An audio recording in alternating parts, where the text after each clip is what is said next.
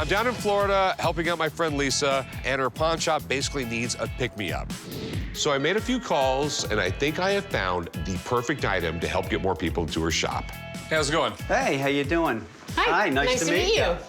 So this is the Chad machine. This is the Votomatic punch card machine from the 2000 presidential election. You know where the word politics comes from?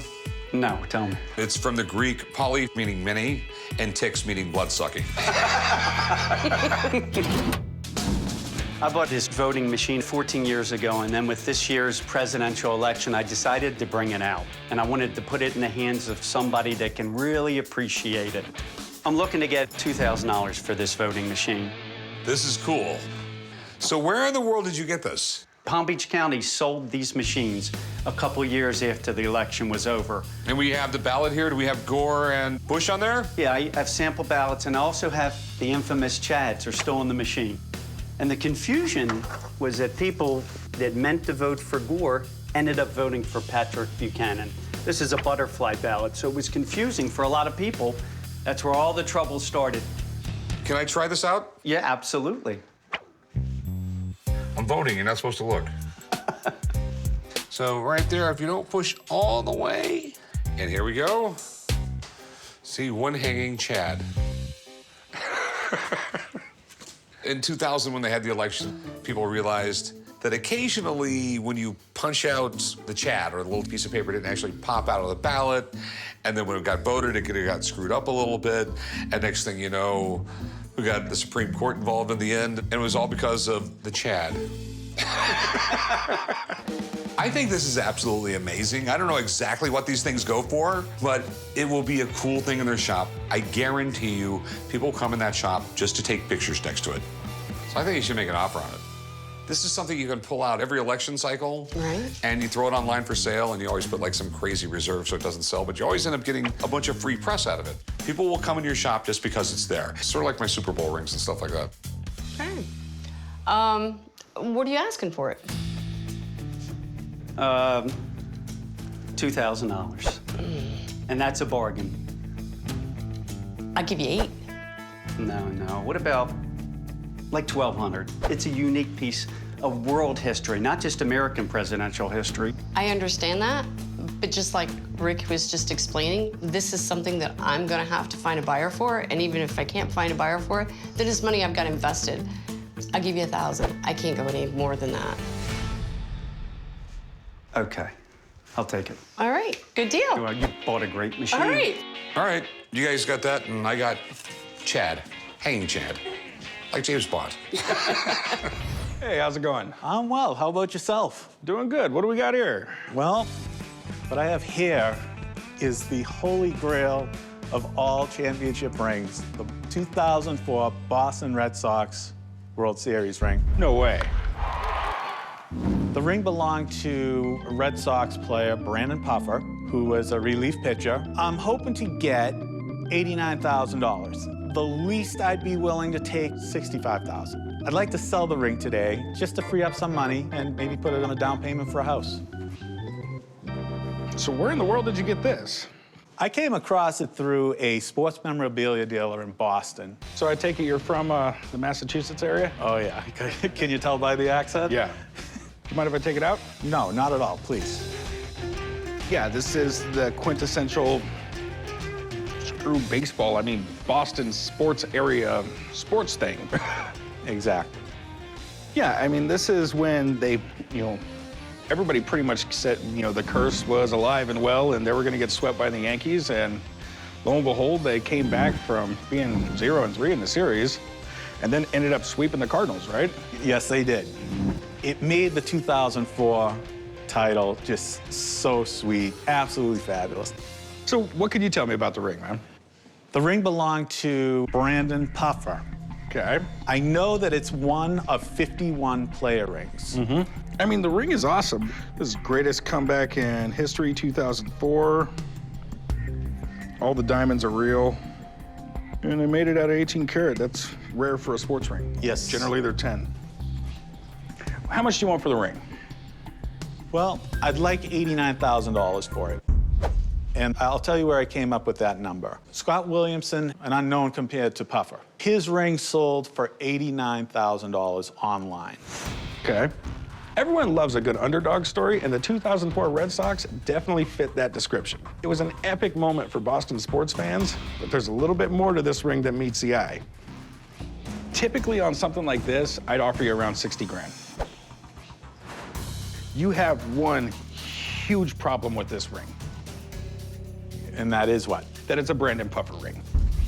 And this guy has quite the reputation. He was sent to prison for intent of sexual assault, a felony. Right there, that is gonna take the value to this ring to less than I would ever pay. Well, let me give you my argument. It's still a player's ring. I look at it as, all right, here's a guy. Obviously, he had his off-field problems, but when I put on his ring, I feel, wow, this guy, he's turning his life around. He's doing the right thing. Isn't he still in prison? That I don't know. Yeah, he gets out in 2014.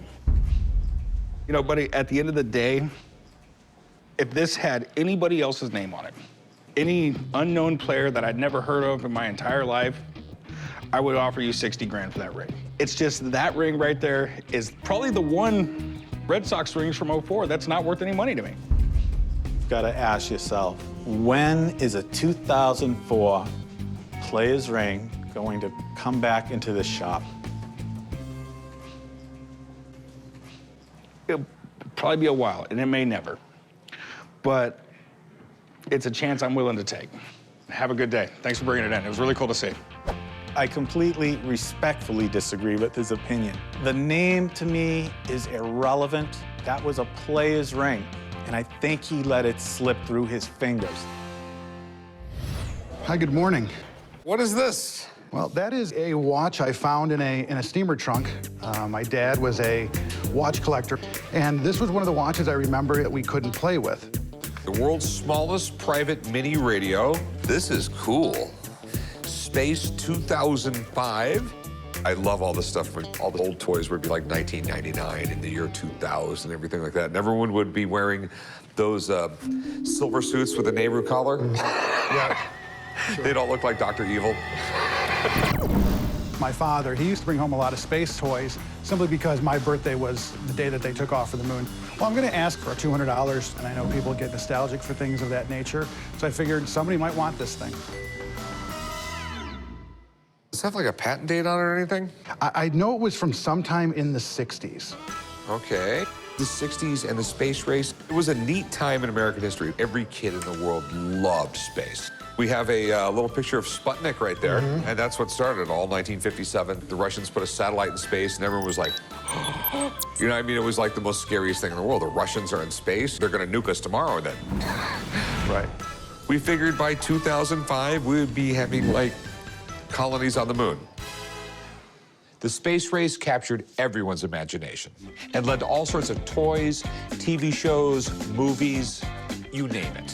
And if you had this wrist radio, you would be the coolest kid on the block. And today, adults that were children in the 60s absolutely love these things and pay a fortune for them. This is really, really cool. What I remember, the way that you turned it on was plugging the earphone in, and the way you turned it off was take the earphone out. So there was no power switch other than that. It did work, though.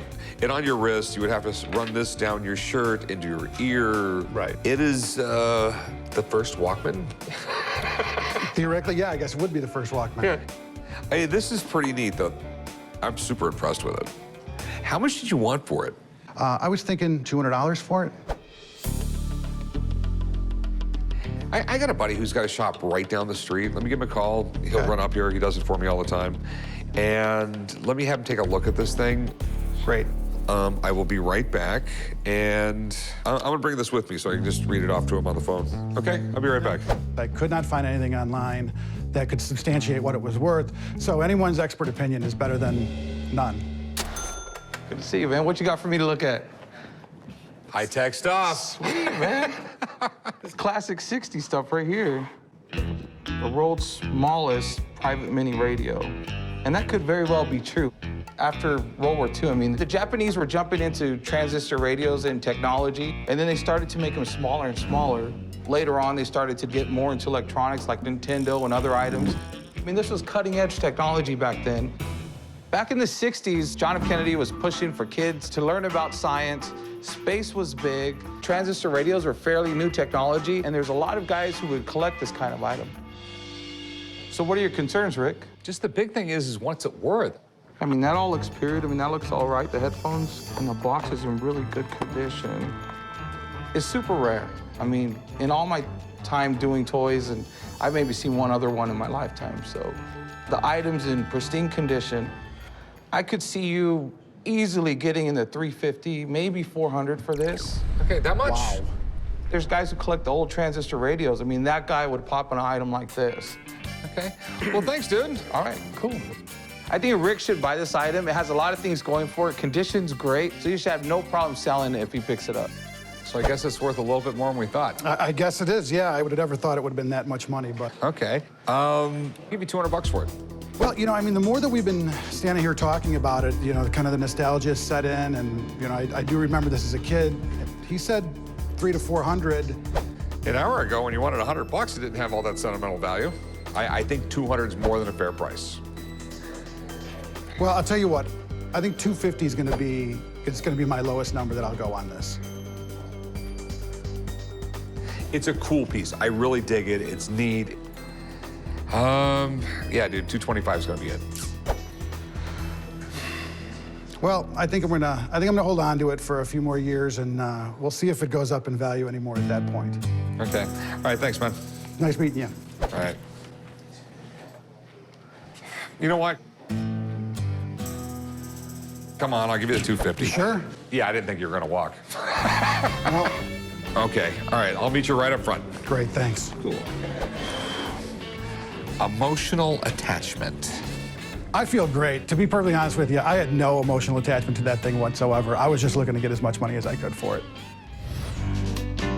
I'm coming into the pawn shop today to sell my human transporter, my Segway. Welcome to Gold and Silver Pawn Shop.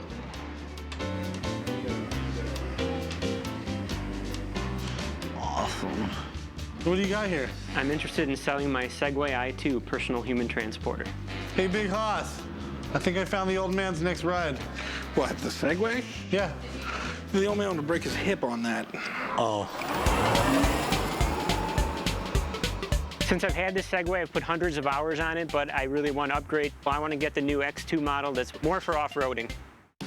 What do you know about it? Well, it weighs about 100 pounds. It runs on lithium-ion batteries. It plugs into a normal electrical outlet, and you can get about 24 miles on a single charge, and it'll go up to 12 miles an hour. So what kind of condition is this thing in? Well, it's in really good shape. The battery fully charges. It has a few scuff marks on it, and the kickstand is broken, but other than that, it's in perfect shape.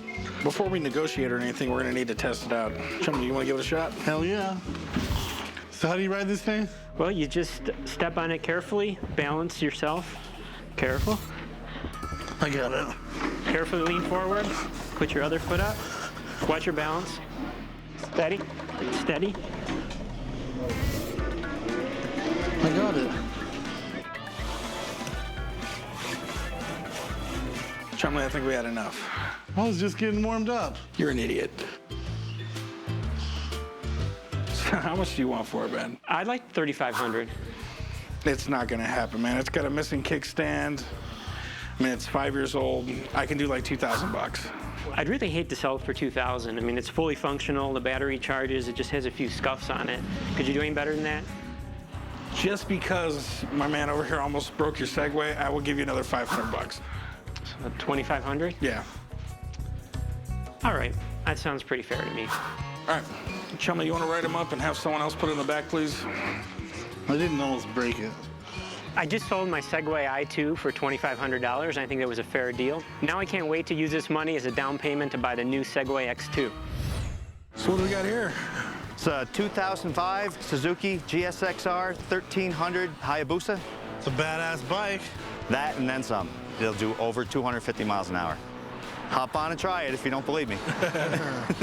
I'm not scared.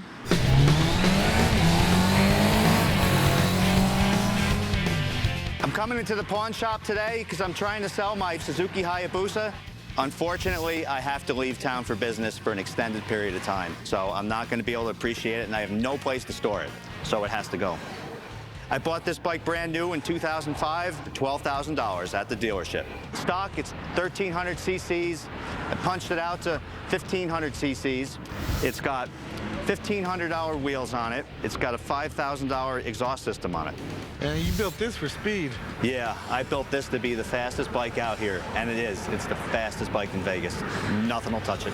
I see a lot of crotch rockets, but I never see bikes like this. I mean, people that have the type of money to put into these kind of bikes rarely need to sell it to a guy like me. So you looking to pawn it or sell it, man? Well, I'm gonna be out of town for a year. It's gotta go. I mean, I'm gonna have to sell it. I'm looking to get about 16. I'm looking more around 8,000 bucks, man. Oh, I'm looking for something different than that. I mean, realistically, man, it's still a used bike. The only thing I don't like about this bike is that it's been customized to the point where it's been customized for one person. Someone else might like the bike, but if they were gonna spend that much money, they'd build it their way. You know, my customers are gonna look at this bike, you know, if I buy it off you for 16, they can go down and buy a brand new one for less money. But it would never be as good as this. It's just really a niche bike. It's hard to sell a bike that goes 250 miles an hour just to the average guy walking into my shop looking to buy something. But you have a national drag strip up the road. Chum, you ever had a customer come in and ask for a 250-mile-an-hour bike? Can't say that I have. Yeah, man, honestly, I mean, really the best I can do is 8,000. Not happy about it, but I don't have any choice. All right, man, looks like we got a deal then. All right, deal. What you got here? I've got a pair of LeBron autograph shoes. This is pretty cool. These are actually the Wheat Edition ones. They're the 2004 All-Star Game ones, and they're a limited edition. I've never actually seen these in person, but they might be worth more without the signature than with it. I don't know No, about I'm just joking. The shoes are LeBron James 2004 All-Star Game shoes. They're personally mine, but I had them autographed. The reason I'm selling the shoes is because I've had them for 10 years, and I'm hoping I can get a lot of money for them. They're a rare shoe itself, the autograph's rare, and I think LeBron statistically will go down as the #1 player in NBA history. This is pretty cool, man. These are the Air Nike Zooms. How'd you get them? Back in 2004 when I was a kid, I was at one of the Cavs games. I saw him coming, didn't have anything to sign, so I took him right off my feet, tossed it to him, he signed them, and tossed them right back. Sweet. This is LeBron's first shoe. They were actually afraid to attach the name LeBron to it at first because they didn't know how they were gonna sell, they didn't know how he was gonna do in the NBA. But Nike decided to give him $90 million before he even played 1 minute of NBA basketball. 18 years old, I cannot imagine that. They paid off for him, though. LeBron pushed to enter the draft right after his junior year of high school, but the NBA decided he was too young. Lucky for his teammates, though, because tickets to his high school basketball games were being scalped for over $100 each. So what do you want to do with them? I'm looking to sell them. Okay, how much did you want to get for them? I'm looking for about $1,000. $1,000, okay. I mean, the condition of the shoe looks pretty good. It looks like the autograph is upside down. I don't know how that's gonna affect the value. If you have a little while to hang out, I'm gonna call a friend of mine. He basically will look at this autograph, tell me if it's real and how much he thinks it's worth. Yeah, I can hang around. All right, let me go make a phone call. I'm excited that the expert's coming in. Hopefully he can appraise it to something higher than I expect it to be, and I'm excited to see what he has to say. We got one of the greatest player in the world's shoes here. These are his rookie shoes. Oh, cool. And he only signed one of the shoes. It's right there. Okay. You know, meeting LeBron in person is not that easy, and getting near him, you know, for autograph seekers especially, or people just wanting a picture, it's not really that easy to get near this guy. So, Chum, tell me your concerns. Well, I don't know if it's real, and how much is it actually worth on his shoe? Because this obviously wasn't LeBron James's shoe. Okay. Obviously, I always look at the exemplars. The first thing starts off here, and we kind of see the same thing here. And he just kind of goes into this big mess here. And it looks like he either came off it strangely or just signed it abruptly. Another example of a signature, once again, he starts off here as almost a 2-3. You see here? Yeah. This is a little sloppier, and then he kind of finishes the flourish off here. Matches up pretty good to the exemplars. It's a little sloppier version. I really don't have a problem with the signature, though. You think it's okay upside down? LeBron James, super tough autograph. So upside down on a shoe, especially a rare shoe like this, I don't think it really matters. Cool. So how much is it worth? Well, you know, based on everything here, I put the value of this right at about $350 to $400. All right, well, thank you. Good seeing you, bro. Take care. You too. Yep. Just based on the fact that LeBron's so popular, people really like that guy. And the chances of you getting a signature are pretty low. And I think that thing would fly off the shelf. So, we're looking at about $200. I think with the combination of the rare shoe and the rare signature, I think it's just too low of an offer. You know, unfortunately, the rare shoe and the signature aren't gonna sell to the same customer. I could go up to maybe $250. That's not enough. What's your bottom number? I'd say about 600. It's not gonna happen. All right. Thanks for bringing them down, though, man. They're really cool. LeBron James is a great player, and it's not often you get to see these shoes. Thank you. Yeah. The offer of $200 is definitely disappointing to me. I want to take this shoe back to Cleveland and just hold on to it for a couple more years until LeBron wins the championship in Cleveland, brings it home, and then I'll see what it's worth then. Hey, what can I help you with? I've got a 1999 St. Louis Rams Lombardi Trophy. Sweet. Original box and certificate of authenticity. I know I've seen you a few times, man. How you get all this cool stuff? You know what? I just get lucky and find some cool stuff every now and then. Okay. I'm not sure luck has anything to do with it. I came to the pawn shop today to sell an actual Lombardi trophy from the St. Louis Rams, 1999. I want to sell the trophy because I want someone else to enjoy it. I'm looking to get about $7,500 for the trophy. I'd probably take about $4,500, but don't tell him. So how did you get this thing? I bought it from my buddy. Okay. I know all the teams don't give these out. I mean, usually it's just the ring. This, I think, was like a little added bonus perk they gave out. It's not the actual trophy the team won. It's not the one that they're displaying at the Rams headquarters. It's not a replica because these were given to the actual players. Well, it's actually a replica because the real Vince Lombardi trophy is bigger, and they make one of those. I've heard about these before. I've never had one in my shop. So you've never seen one of these before? Not up close and personal, no. He's a Chargers fan. I don't think he'll ever see one. They have the world's smallest trophy case. The Vince Lombardi Trophy has been awarded to every team that's won the Super Bowl since 1970. It's made by Tiffany, and unlike the Stanley Cup, they make a new one every year. They made 400 of these, huh? Yes. And I can just tell by the weight and looking at it, it's not sterling silver like the Vince Lombardi Trophy. No, it's not. I'm not sure what it's made out of. It's very rare. Well, it's not really rare. There are 400 of them. While this isn't the actual trophy, it's still a limited edition of football's highest prize, and it was only given to members of the Rams organization who won the Super Bowl. It's pretty damn cool. So what do you want to do with this? I'd like to sell it. How much do you want for it? I'd like to get about $7,500 for it, and I could prove the value right here. $12,500? This belonged to any particular player? No, that was a front office person's. Okay. If it was Kurt Warner's, no problem. But obviously it's not. We're pretty far apart on the price. Okay, well, what's your price? $2,500. Oof. Really? I can buy one cheaper somewhere else. A lot of players risk their bodies, their limbs to hoist this trophy. You could be in that small group and hoist this. I would love to have it. It's a really cool piece, but I would pay $2,500 for it.